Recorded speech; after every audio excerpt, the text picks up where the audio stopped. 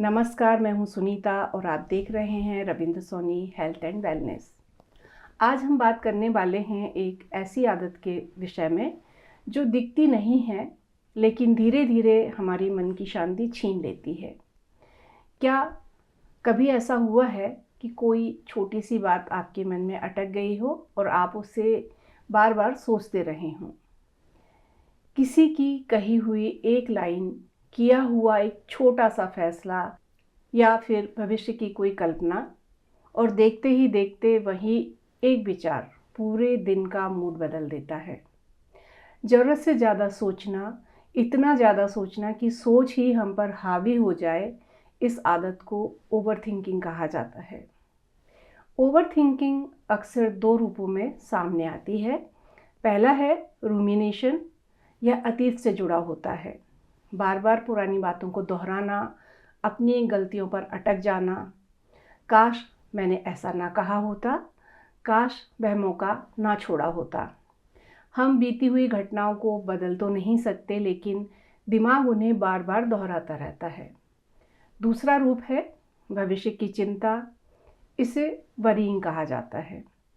अगर मैं असफल हो गया तो, अगर सब गलत हो गया तो। ध्यान दीजिए, इन दोनों ही स्थितियों में हम समाधान नहीं खोज रहे होते, बल्कि केवल कल्पनाओं और डर के चक्र में फंसे होते हैं। जब हम ओवरथिंक करते हैं तो हमारा शरीर भी उसे सच मान लेता है। दिल की धड़कन तेज हो जाती है, नींद हल्की हो जाती है, थकान बढ़ने लगती है। हमें लगता है कोई खतरा है, जबकि वास्तव में खतरा सिर्फ हमारे विचारों में होता है। धीरे धीरे यह आदत एंजाइटी, चिड़चिड़ापन, आत्मविश्वास की कमी में बदल जाता है। ओवरथिंकिंग के कुछ संकेत बहुत साफ होते हैं।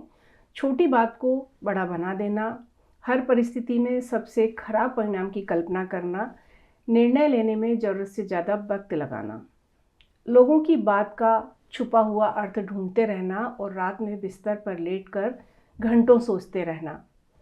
अगर ये आदतें आपकी रोज़मर्रा की ज़िंदगी का हिस्सा बन गई हैं तो यह समय है अपनी सोच को दिशा देने का। सबसे पहले खुद को यह समझाना ज़रूरी है कि हर विचार सच नहीं होता।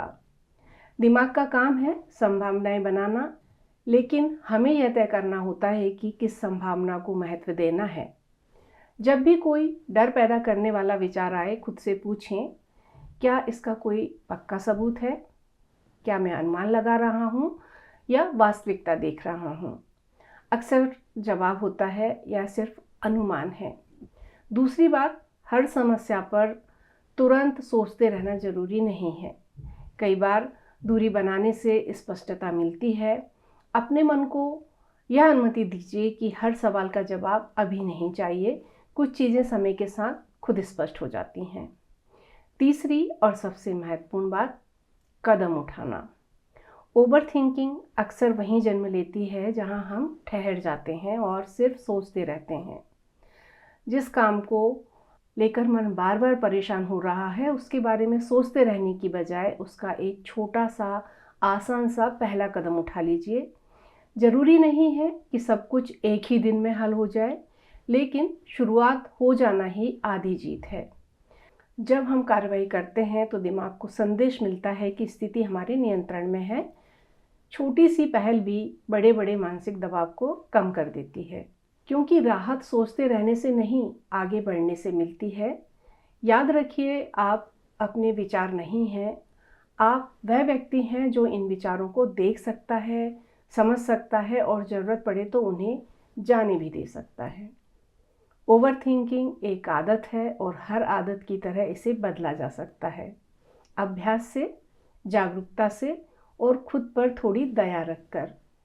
अगर आपको यह जानकारी उपयोगी लगी हो तो इसे ज़रूर शेयर करें, क्योंकि हो सकता है आपके आसपास कोई ऐसा हो जो चुपचाप ओवरथिंकिंग से जूझ रहा हो। मैं हूं सुनीता और आप देख रहे हैं Ravindra Soni health and wellness. मिलते हैं अगले वीडियो में एक और महत्वपूर्ण विषय के साथ। तब तक अपना ख्याल रखिए, स्वस्थ रहिए, मस्त रहिए और अपने विचारों को अपना मालिक नहीं, अपना मार्गदर्शक बनाइए। नमस्कार।